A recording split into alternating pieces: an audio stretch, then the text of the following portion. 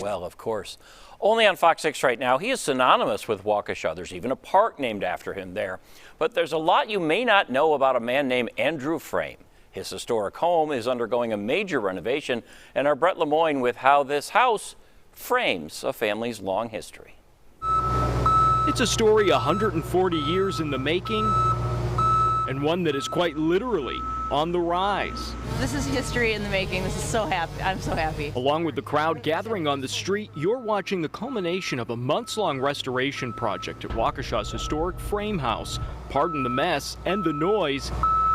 As we go inside, it's quickly understood this is more than a carefully choreographed construction. It's about reclaiming a family's legacy. It feels like a kind of returning a little piece to Waukesha, a little piece to my family history. Karen McDonald is related to one of Waukesha's most famous citizens, Andrew Frame. He would be my great-great-grandfather.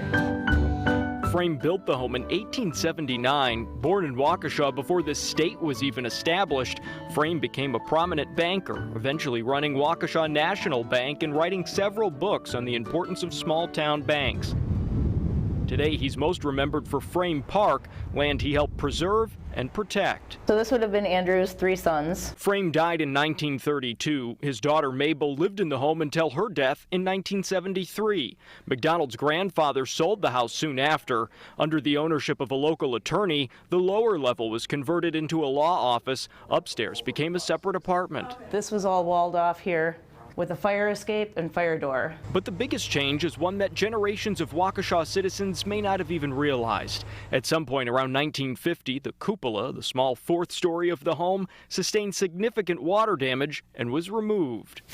But it was not lost to history. I would say for the Frame family, that house is the largest artifact they have that tells their story. And that's an incredibly powerful thing to see preserved and cared for.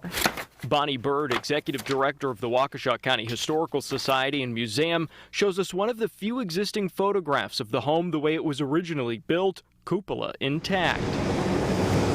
After McDonald was able to purchase the home 2 years ago, she hired an architect to build a new cupola, making it nearly identical to what it would have looked like in the late 1800s.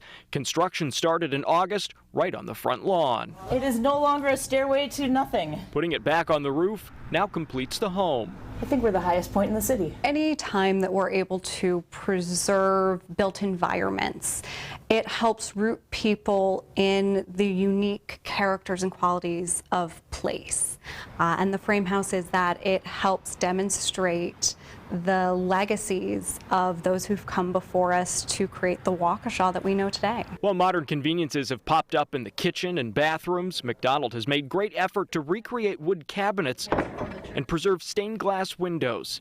It's history that runs deep in her heart through 7 generations of her family and her community. It's not about one person, one thing, one family, but the city as a whole, I think, has such historic value that I'd hate to see that get lost through generations. With photojournalist Tim Primo in Waukesha, Brett Lemoyne, Fox 6 News.